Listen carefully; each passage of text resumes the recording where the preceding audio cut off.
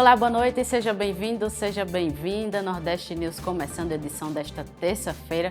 Vamos ficar juntos acompanhando as principais notícias da região Nordeste.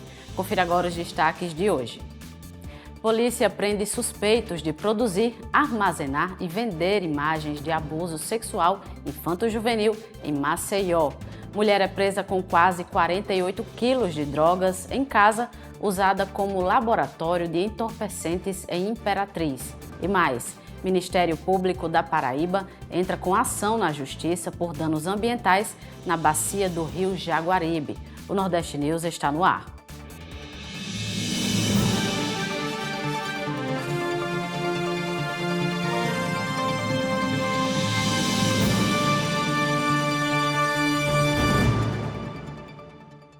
Iniciamos o Nordeste News de hoje falando de uma operação conjunta que prendeu 2 suspeitos em flagrante por armazenar material de abuso sexual infanto-juvenil nesta terça-feira.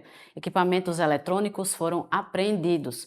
A ação integra a Operação Nacional Proteção Integral 4, que combate crimes pela internet em todo o país. Em Maceió, houve mandados de prisão e busca. Ao todo, a Polícia Federal cumpre 159 mandados de busca e 16 de prisão em uma mobilização nacional e internacional contra crimes sexuais contra crianças e adolescentes. E o homem investigado por atrair a adolescente Tamires dos Santos Pereira para a morte em Salvador se apresentou na delegacia de Itinga, em Lauro de Freitas, na segunda-feira.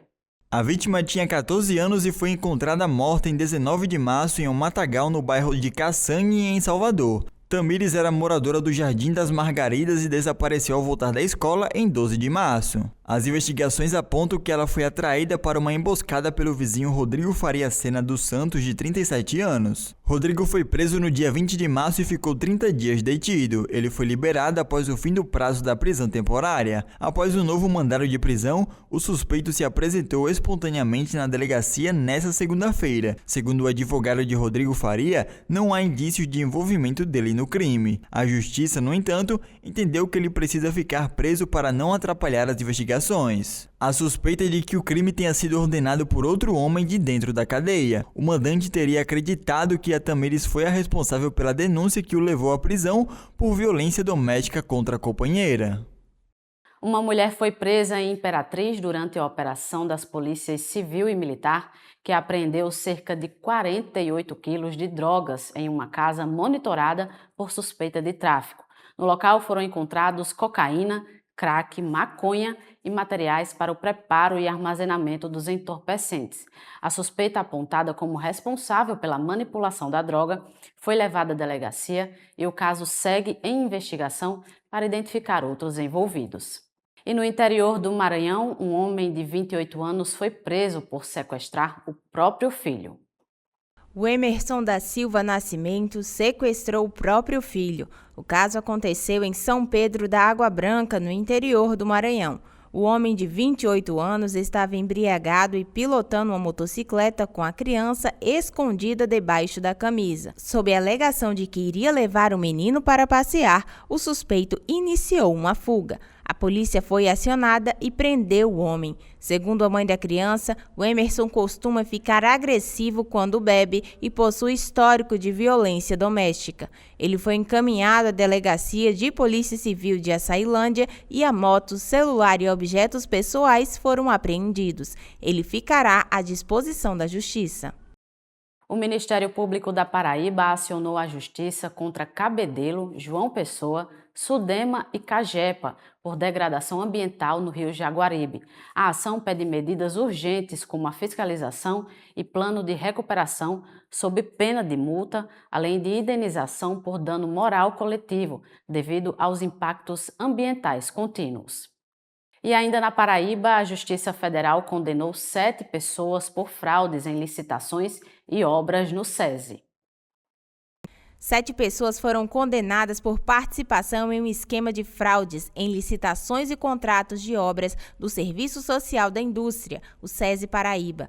A Operação Cifrão foi coordenada pela Justiça Federal da Paraíba e apurou um prejuízo estimado de 3,8 milhões de reais. O juízo da 4ª Vara Federal reconheceu os crimes como apropriação indébita, falsidade ideológica e lavagem de dinheiro. O ex-diretor do SESI, Boega Gadelha, está no grupo dos condenados. Entre os réus, 4 foram condenados a 9 anos e 1 mês de prisão em regime fechado e outros 3 receberam pena de 3 anos e 9 meses em regime aberto, que pode ser substituída por prestação de serviços à comunidade e pagamento de 20 mil. As investigações contaram com o apoio do Ministério Público Federal, do Ministério Público da Paraíba, da Polícia Federal e da Controladoria Geral da União. No próximo bloco, aqui no Nordeste News, idosos quase foram atingidos por hotel que desabou no interior do Ceará. Família passa mal após consumir peixe em Natal, no Rio Grande do Norte, e caso levanta alerta sanitário.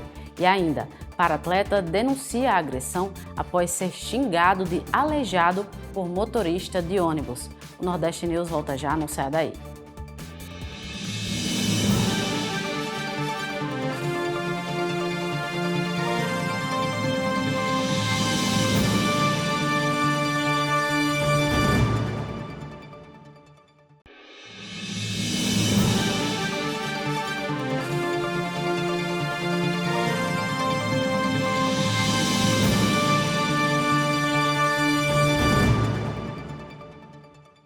Estamos de volta com o Nordeste News, agradecendo sempre a sua audiência. Vamos continuar por aqui acompanhando os destaques do Nordeste. Olha só, 2 idosos quase foram atingidos pelo hotel que desabou em Tianguá, no interior do Ceará, na segunda-feira. Uma câmera de segurança flagrou o momento do desabamento. Nas imagens é possível ver que uma mulher passava na rua segundos antes do desabamento. Quase simultaneamente, um homem saiu correndo de uma casa ao lado do prédio. Logo depois, o hotel desabou. Os escombros e a poeira quase atingiram os 2 idosos que estavam na rua no momento do desabamento. Ambos precisaram correr para não serem atingidos. Residências vizinhas ao empreendimento também foram afetadas. Inspeções para mensurar o impacto real do desabamento continuam. De acordo com as equipes de resgate, a vítima estava dentro do hotel no momento em que a estrutura desabou. Com o desmoronamento, ela foi atingida pelos escombros e morreu ainda no local. No momento que o edifício ruiu, havia 4 hóspedes além de funcionários do hotel. Equipes do Corpo de Bombeiros, Polícia Militar e outros órgãos de resgate seguem trabalhando na área e realizando buscas para verificar a possibilidade de outras vítimas sob os destroços. Ainda conforme as informações preliminares, o desabamento ocorreu após as fortes chuvas que atingiram a região nas últimas horas, o que pode ter contribuído para o comprometimento da estrutura do prédio. E o Ministério Público da Bahia recomendou a suspensão de um contrato de R$800 mil para o show de Natanzinho Lima na vaquejada de Formosa do Rio Preto. Segundo o órgão, o valor está acima da média de mercado e exige justificativas. O Ministério Público pediu a paralisação de pagamentos e a apresentação de documentos que comprovem a legalidade e a capacidade financeira do município, sob o risco de medidas judiciais. E a gente fala agora de 5 pessoas da mesma família no Rio Grande do Norte que foram internadas após consumirem peixe comprado na Feira do Alecrim, em Natal, durante um almoço no domingo. Segundo relatos, as vítimas passaram mal poucas horas após a refeição e ao menos um dos casos precisou de internação em UTI. A suspeita é de intoxicação por ciguatera, uma toxina associada a peixes de Recife, mas o diagnóstico ainda não foi confirmado. Até o momento, 2 pessoas já receberam alta, outras 2 seguem internadas e uma permanece em estado mais delicado. Familiares pedem investigação e alertam para a necessidade de orientação das autoridades sanitárias sobre os riscos. Olá, galera de Natal. Quero passar aqui um informe de utilidade pública seríssimo. Nós estamos tendo um surto por ciguatera, uma toxina provocada por peixes de Recifes. 5 pessoas da minha família foram acometidas, estiveram na UTI com risco de vida e ainda continuam. Mamãe, 2 irmãs e uma sobrinha e seu filho. Gravíssimo isso, gravíssimo. Faço um apelo à Secretaria de Saúde Pública da nossa cidade que investigue, que dê atenção, que informe a população.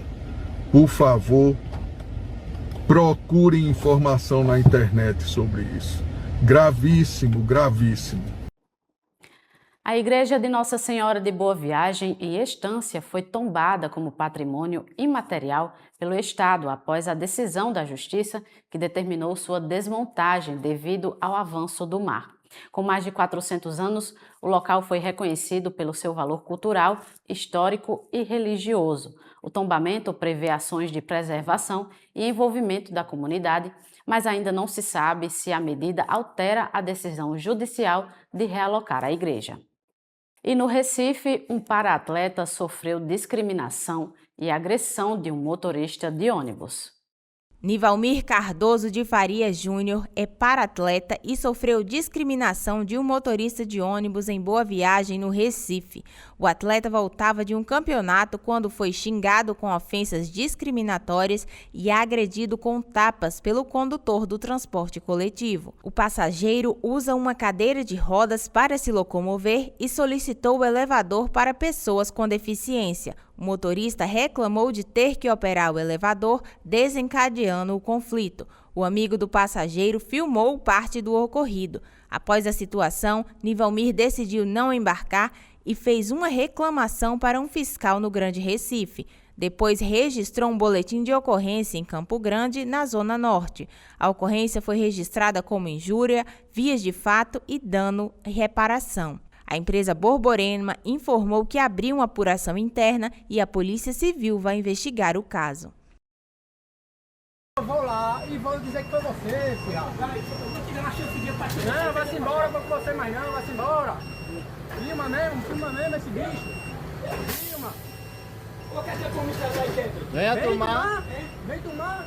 Venha tomar. Me respeita, respeita.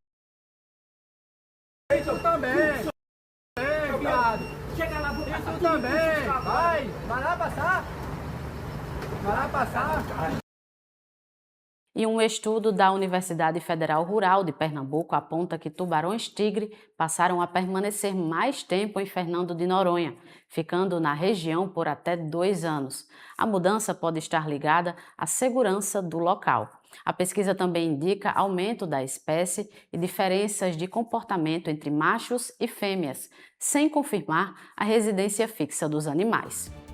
E no próximo bloco, ciclista sobrevive após ser atropelada por uma carreta na Avenida Menino Marcelo, em Maceió. E um cabo da Polícia Militar invadiu um posto com um carro em alta velocidade e atinge 6 veículos estacionados em Teresina. E mais, TCE vai investigar possíveis danos na obra da engorda de Ponta Negra, em Natal. O Nordeste News volta já já.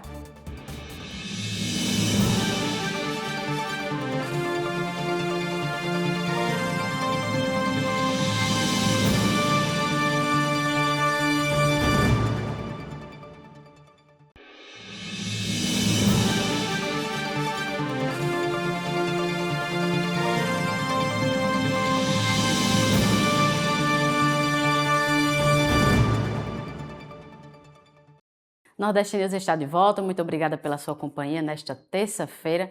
Vamos continuar aqui com os assuntos da região Nordeste. A gente fala agora de uma ciclista que sobreviveu após ser atropelada e quase esmagada por uma carreta na noite da segunda-feira em um trecho da Avenida Menino Marcelo, em Maceió.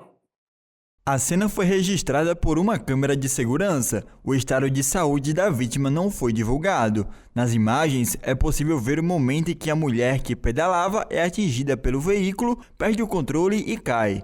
O condutor tentava entrar em uma rotatória na região quando o acidente aconteceu. De acordo com o Corpo de Bombeiros Militar de Alagoas, foi necessário o uso de um macaco hidráulico para retirar a vítima, que ficou sob a carreta. Com o impacto, a perna esquerda dela foi atingida e há suspeita de fratura. Os militares informaram ainda que a mulher foi socorrida pelo Serviço de Atendimento Móvel de Urgência, o SAMU, e levada para um hospital da capital.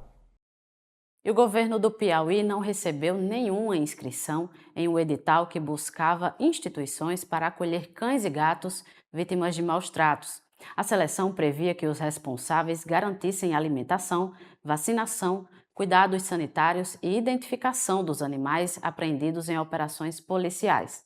Diante da falta de interessados, a Secretaria de Meio Ambiente informou que o modelo será reavaliado e ainda não há previsão para um novo edital. Enquanto isso, os animais continuam dependendo de soluções temporárias, como lares provisórios e apoio de protetores independentes. E olha só, um policial militar do Piauí invadiu um posto de combustível com um carro em alta velocidade, causando destruição. Uma câmera de segurança de um posto de combustível registrou o momento em que um cabo da Polícia Militar do Piauí invadiu o local com um carro em alta velocidade. O policial atingiu um veículo, 5 motos e plantas e vasos do estacionamento. O caso aconteceu no bairro São Cristóvão, na zona leste de Teresina. Segundo a Polícia Militar, o homem encontra-se afastado de suas funções e está sendo acompanhado pela corporação. Também informou que o cabo esteve preso recentemente e foi posto em liberdade por decisão judicial. Testemunhas informaram que o policial chegou a se apresentar após o ocorrido, mas fugiu ao saber do acionamento da perícia. Dentro do veículo foi encontrada uma garrafa de bebida alcoólica. Apesar dos danos materiais, ninguém ficou ferido. E a partir de amanhã, quarta-feira, os moradores de 6 bairros de Fortaleza poderão usar gratuitamente tuk-tuks elétricos para os deslocamentos de até 2,5 km. O serviço, mediante agendamento, atende prioritariamente mulheres, idosos e pessoas com mobilidade reduzida. A iniciativa faz parte do projeto Rede Vamos Juntos e segue até o dia 30 de junho, quando será avaliada. E uma decisão da Justiça atende à denúncia de moradores do bairro de Ponta Negra, em Natal, no Rio Grande do Norte, e acende alerta sobre impactos ambientais e o uso de recursos públicos na obra da engorda. O Tribunal de Contas do Estado do Rio Grande do Norte vai investigar se a obra da engorda de Ponta Negra gerou danos financeiros e socioambientais para Natal. A decisão foi tomada no dia 16 de abril pelo conselheiro substituto Marco Antônio de Moraes Reigo Montenegro. O processo teve origem em uma comunicação de irregularidades apresentada pela presidente do Conselho Comunitário de Ponta Negra, Lia Pereira de Araújo e Silva, e agora passa a ser tratado como denúncia, com pedido de medida cautelar. Segundo a decisão, os autos serão analisados inicialmente pelas áreas técnicas do tribunal para uma avaliação preliminar. A investigação tem como base apontamentos de uma auditoria do Tribunal de Contas da União sobre a obra. Entre os principais questionamentos está a perda significativa do material utilizado no aterro hidráulico na praia de Ponta Negra apenas um ano após a conclusão, o que indicaria uma erosão prematura e possível falta de durabilidade do projeto. A denúncia também levanta suspeitas sobre o uso de material de jazida não autorizada e possíveis irregularidades em aditivos contratuais. Além disso, aponta a falta de transparência na divulgação dos relatórios de monitoramento ambiental. Os autores do pedido solicitam ainda a suspensão de pagamentos relacionados à obra até a conclusão das análises e a realização de inspeção técnica no local. Em manifestação posterior, os advogados afirmam que o anúncio de novos investimentos em drenagem pela Prefeitura indicaria que as intervenções anteriores não foram eficazes. O TCE destaca que a abertura da investigação não significa a confirmação de irregularidades, mas sim a necessidade de apurar os fatos. Caso sejam identificados problemas, os responsáveis serão notificados para apresentar defesa. Após isso, o tribunal vai julgar se houve ou não prejuízos ao erário e ao meio ambiente. E o Instituto Butantan deu início à segunda fase de recrutamento de voluntários para o ensaio clínico da vacina adjuvada contra a gripe em pessoas de 60 anos ou mais em Sergipe e em mais 8 estados. Segundo o Butantan, a nova vacina possui um adjuvante em sua composição com o objetivo de aumentar a proteção contra a gripe em idosos que naturalmente possuem imunidade reduzida e são mais suscetíveis a complicações da doença. Podem participar mulheres e homens que tenham a partir de 60 anos e que estejam saudáveis ou com comorbidades tratadas e clinicamente estáveis. Não serão incluídos indivíduos com imunodeficiência ou doenças não estabilizadas. Os interessados em participar devem comparecer ao centro Centro de Pesquisas Clínicas da Universidade Federal de Sergipe, localizado em Laranjeiras. Durante a primeira etapa do estudo, que teve início em janeiro de 2026 com 300 voluntários, o imunizante demonstrou um perfil de segurança satisfatório, de acordo com a avaliação do Comitê de Monitoramento de Dados e Segurança Independente. A vacinação previne o desenvolvimento de sintomas mais graves, complicações e hospitalização, evitando também a sobrecarga do sistema de saúde.